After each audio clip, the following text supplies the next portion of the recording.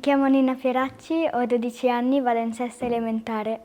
Sono nata e cresciuta a Roveredo, mi piace leggere, faccio atletica, suono il clarinetto, mi piace anche arrampicarmi sugli alberi e aiuto i miei genitori nell'orto.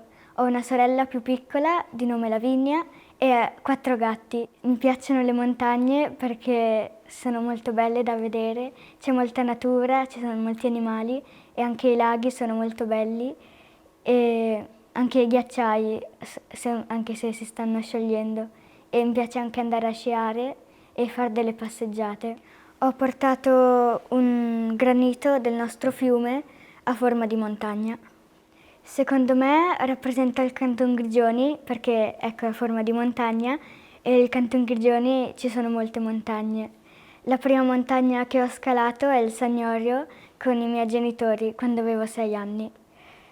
La montagna mi dà un senso di sicurezza, di protezione e, e quando riesci a salirci in cima anche uniscono perché puoi vedere una vista bellissima e anche tipo uniscono la Svizzera con l'Italia.